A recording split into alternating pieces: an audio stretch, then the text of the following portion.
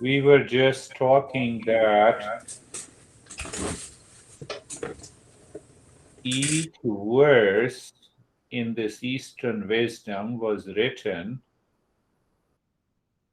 after every master did the practice for years and years together. And every time they have new experiences, when the experiences were settled, means they were steady. Yes, this is the result we get. So, what happened? The knowledge and the experience became one, and there was a revelation of knowledge. So, when there is a revelation of knowledge, then they have scribed these texts. What we are searching for, who am I, real self? Why we are searching? To bring an end to the suffering and awakening to permanent peace and happiness. The question is, who is searching? We have another friend. So, who is searching? So, we just started. Hello. Hello, Hello. hello. Hello. What we are searching? Who am I?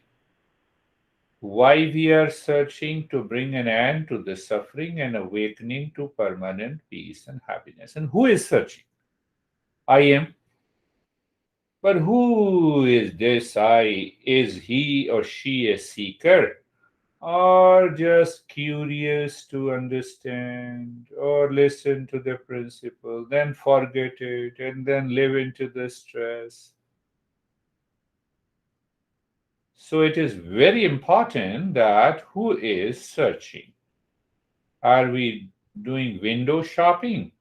Or really we mean business? So that makes one a seeker.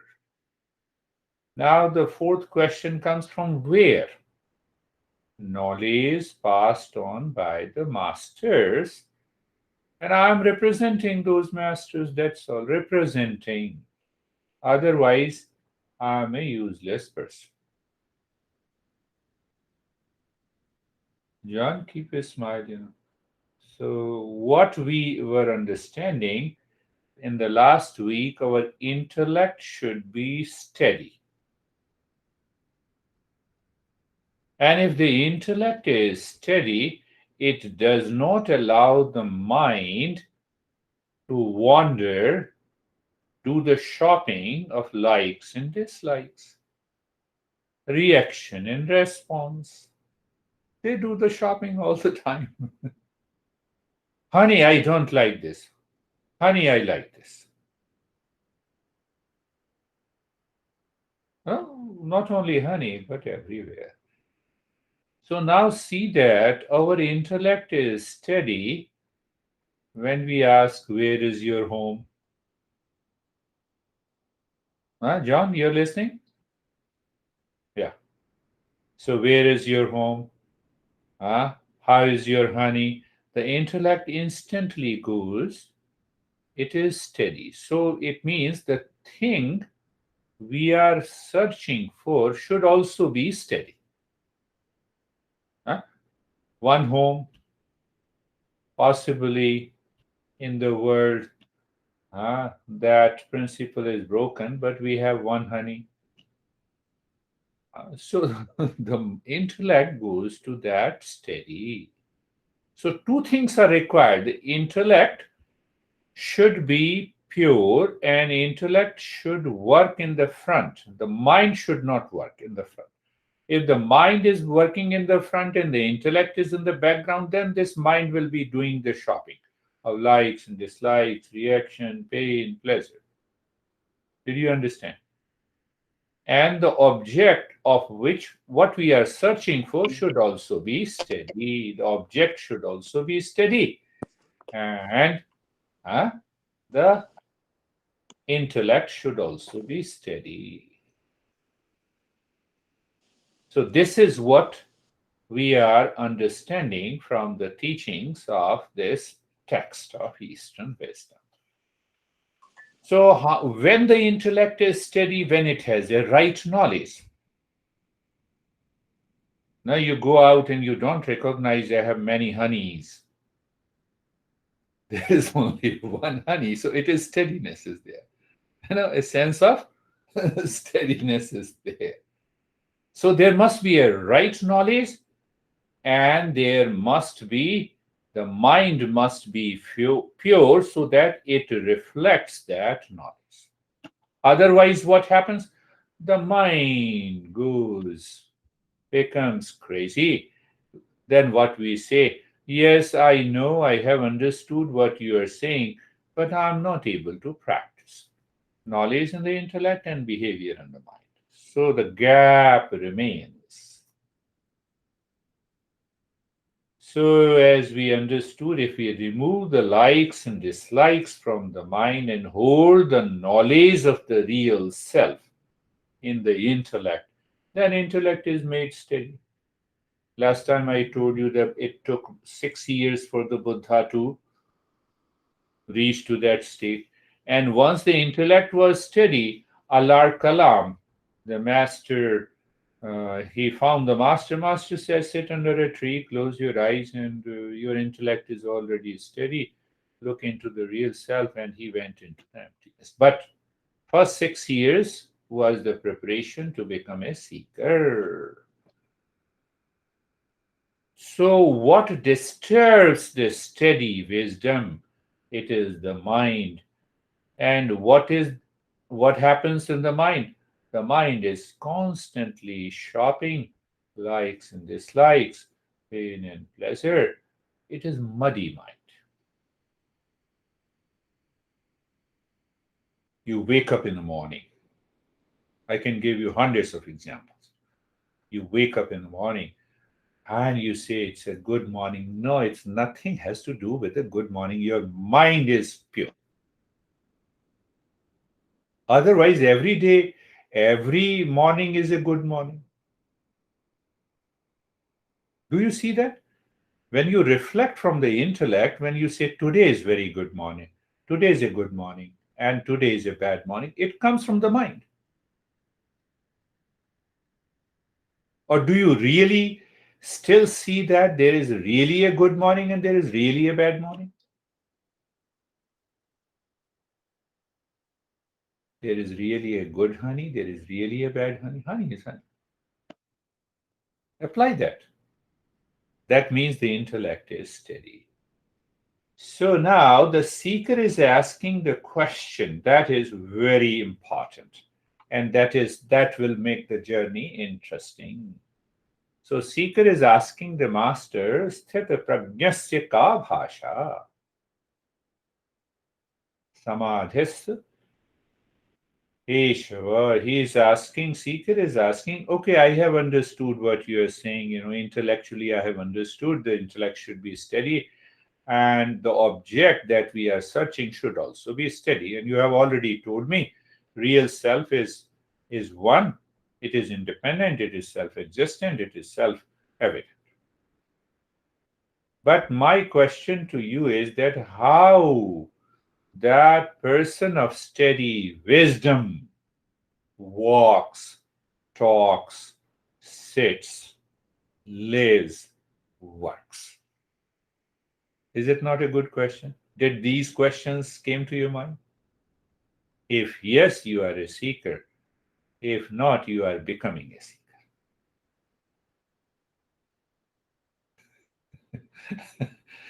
Do you see that until we listen to it and contemplate again and again, these questions will never cross our mind.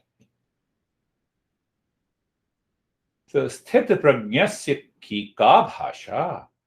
The man who is in a steady wisdom, how he speaks, walks, acts in daily life. That will give some idea and understanding. First thing that we should understand, when you have a steady wisdom or steady intellect, what will happen? Mind says, I have a pain in the body. You separate that pain from yourself. It is pain in the body. It's okay. Let me take care. Let me do the best, but I should not be affected by it. One example. Your honey said you something, the mind tries to react. And the steady wisdom says, come on, mind, don't go for the action. Come on. I also did many times without any result. Better not to react. You see the steady wisdom. Well, I'm just giving you, I can give you a lot of examples. I also live family life. I tried it and it worked. It works very well.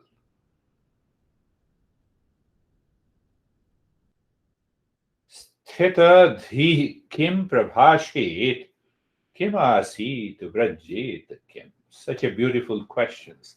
And I told you how he speaks, walks, acts in daily life. So once we have that clarity, then it means then we know that we can continue the journey.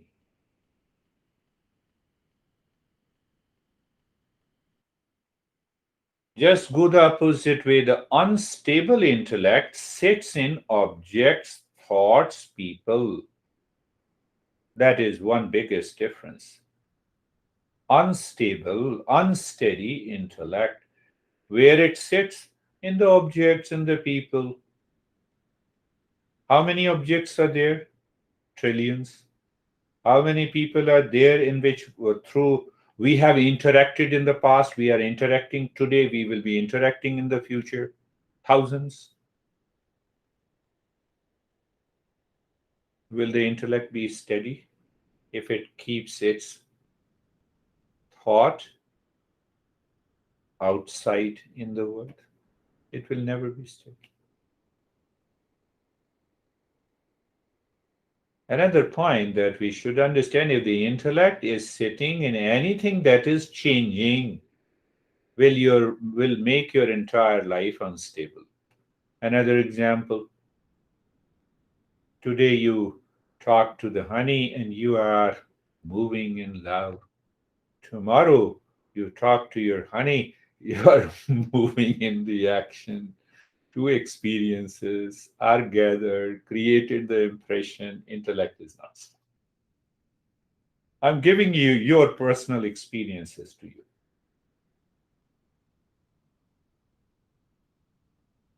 Honey means anyone who is close and near to you.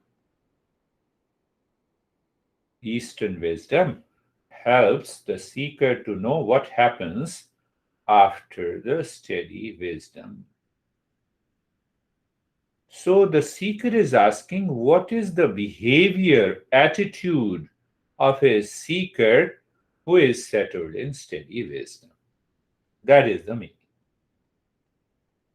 So this master gives a couple of answers. One of them is, we are going Prajahati Yada Kaman Sarvan. Very beautiful. Now see that the man of steady wisdom is not swayed by any desire in the mind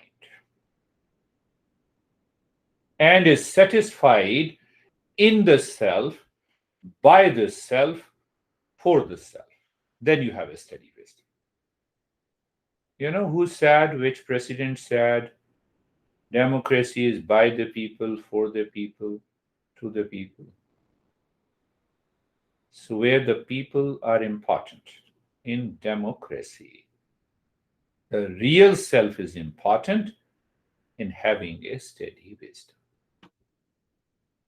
So, as I told you, that every verse, every principle were written by these great masters who lived in the forest not only for weeks, months, but years, until that knowledge was totally merged with the real self and they had a revelation. So they just wrote what was revealed. That is why we are understanding each and every verse in detail. So, what I said, did it go into your mind?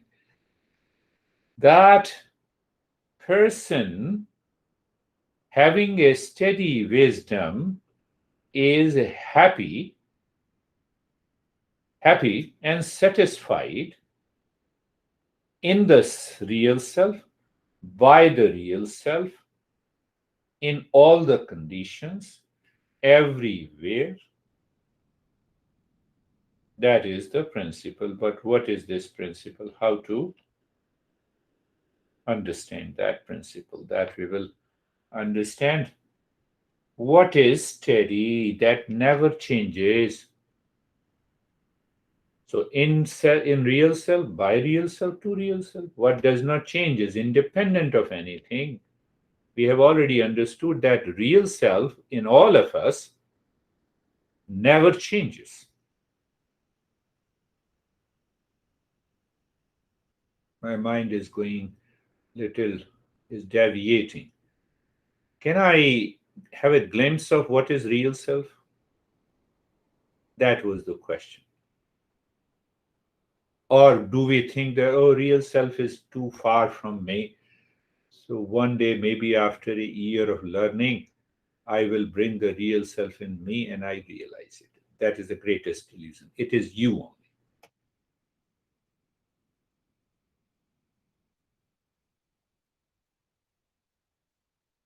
I'll repeat the same example which I gave to a 14-year-old girl.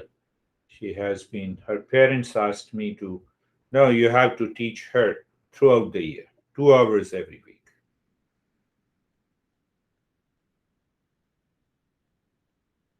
I think I gave an example.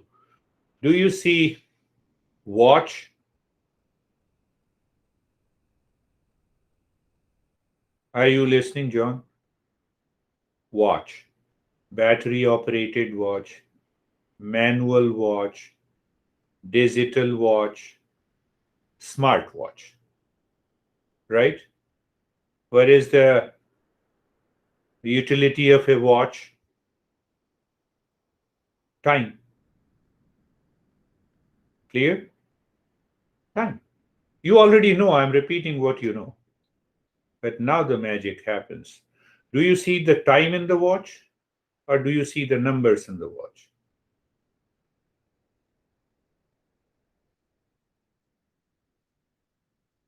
You say 10 and after that you say 10 a.m. Do you see a.m. or you see 10?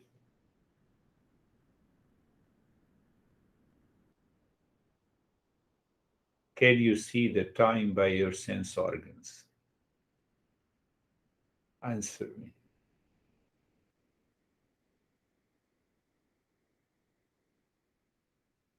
You cannot see the time, you see the numbers. John, am I right? You see the numbers. But time is already there, not seen by the sense organs, not seen by the mind. Still, the time is there, the same way the real self is always present with us. It cannot be seen, no, cannot be seen by the sense organs and the mind. That is why we are studying Eastern wisdom. Otherwise, you should have found the real self anytime, anywhere. Did you get it? Did you get some glimpse of it?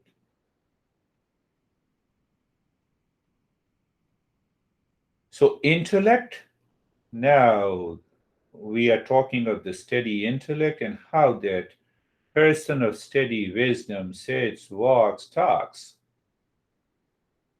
If you are a seeker, you will notice it. If you are not a seeker, you cannot.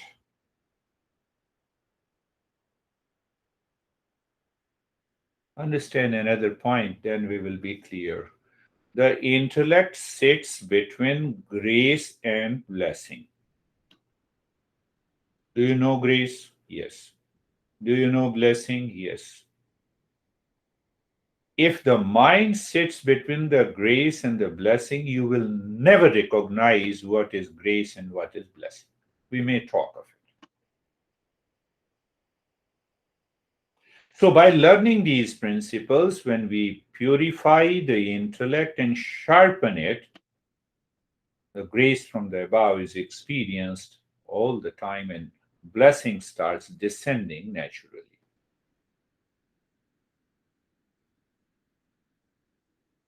Intellect is a bridge between the two.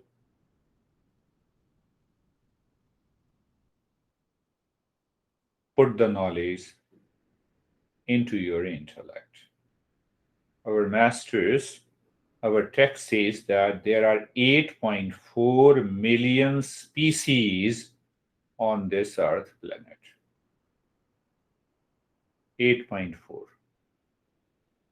The difference between the human being and the rest of the living species, besides the difference in shape and the form, different shape and the form from outside, battery operated, analog watch, digital watch, smartwatch.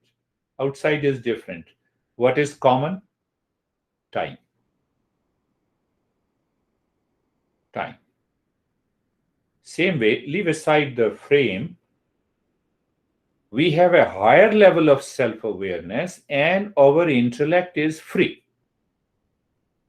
Free means free to observe, free to choose, and free to hold on to a particular decision or knowledge or an object. How do you see that? Did you understand that point? Intellect. We can use the intellect, we can abuse the intellect. Why, John, you are not sitting like this? I am a teacher, I am abusing the intellect. What I have to do with it? Let me express myself. See one example. Are you getting it? Now, what is this grace? How we recognize this grace? Did you have a choice to become a human being? Did you think of it? Yeah, we may be extra genius, but we we did not have a choice to become a human being. Are you clear? Is it not a grace? Can I consciously recognize? No, I don't have time to recognize. I have more time in conflict, in duality, in delusion, in abusing intellect. Human birth, our master speaks volumes about it. As a human birth, we already have a grace of by the existence. Can I tell you why and how? Look at these other animals. There are some animals whose lifespan is only an hour. In 24 hours, they pass 24 generations.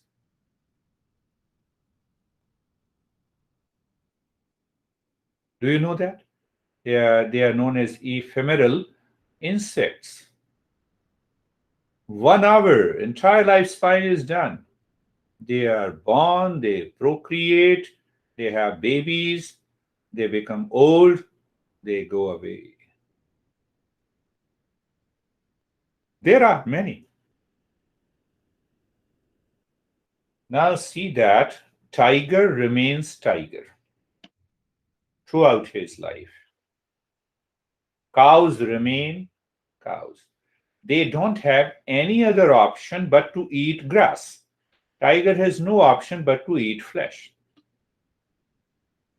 There comes our human intellect. If it is free, we have a choice.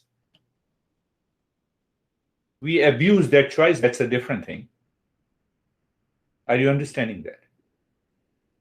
Is it not a grace? Then what it is? Do I now see the other point that is very important? I was talking to this girl day before yesterday that, no, my mom makes me frustrated. Mom makes me upset. I told her to know that you are frustrated and work on your frustration and get out of it. We have that choice. No animals have that choice. Are you getting it? Are you getting it? Very important point. Tiger is frustrated, we put him into the cage. Look at it. They act, they behave mechanically, impulsively, instinctively. If you have a pet dog, do an experiment. Bring the stick, show the stick to the dog, they run away from you. Then give them the bread, they will approach you. Again, show them the stick, again, show them the bread, bread and stick, bread and stick. They are highly dictated and governed by these four instincts of safety, of security, of food, and the sleep. We have a choice. Do you see that? We have a higher level of self awareness by which we can exercise choice on these four instincts. Choice may be abusing and using it. But if we use it because of the right knowledge, is it not a grace then what it is? And that grace helps us to discover what is our real nature. We have a chance to become free from the diktat of safety, security, leisure, and sleep.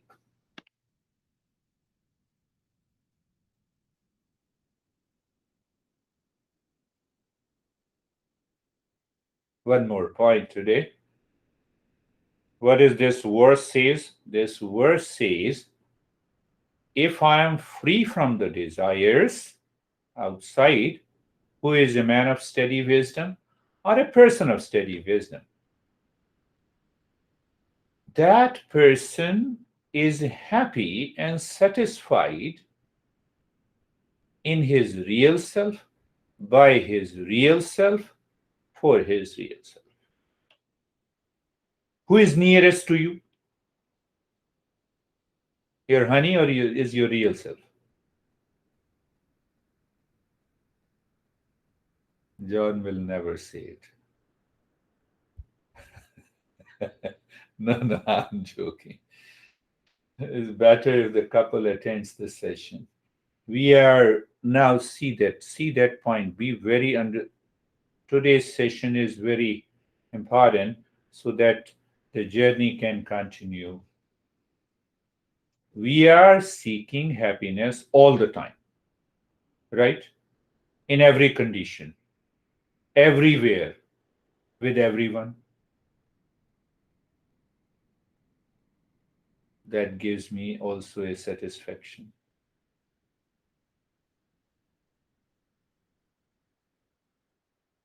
When we are in the state of happiness, means the intellect is steady on the happiness, on the knowledge and the experience of happiness. It leads to ultimate satisfaction in life. It is not partial satisfaction in one thing, with one person, in one condition, at one place. Did you get it? That is why this master says satisfaction and happiness in real self, by real self, for real self. You are always happy. You are present in that happiness and satisfaction. Is it clear to you? We are always present in happiness and satisfaction. Why? Because the intellect is always steady. Where it is steady, it is in the real self. Okay, Now make the intellect steady on others, including your honey. Will you be happy 100%? Tell me. Be open and frank.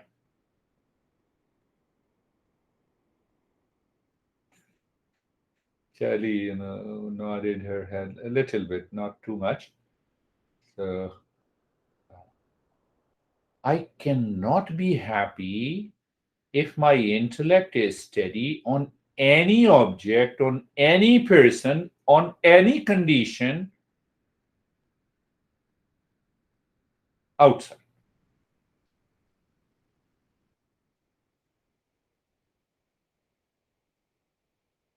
And if that is true,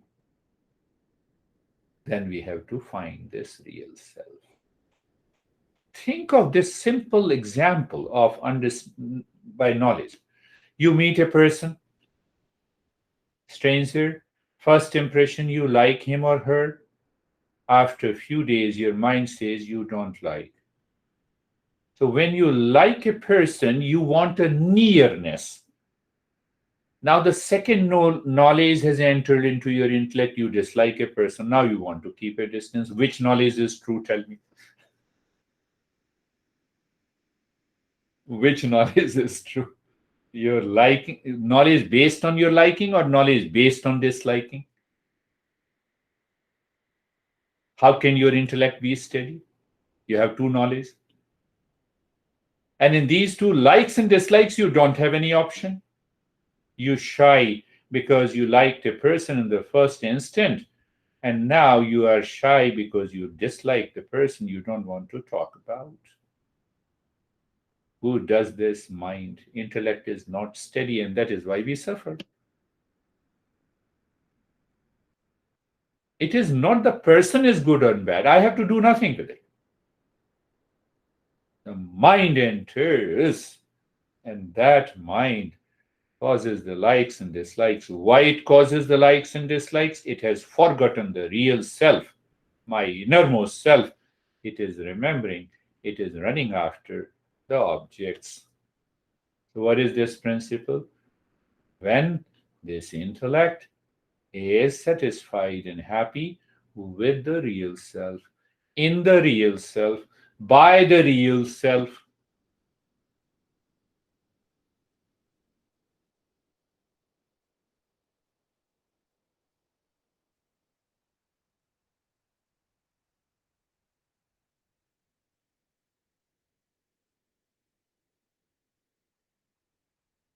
we eat certain food. Today, I like it.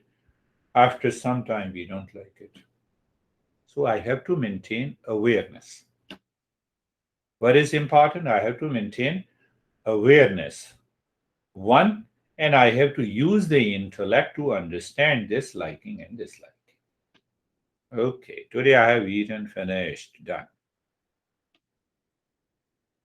Mind says I like it, very good. Thank you, mind. That's all.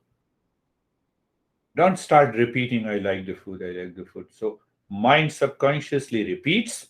Then what happens? The next week again you want to eat the same food. So mind is where the mind is running outside. As long as it is running outside, forget about total satisfaction and the peace. Total.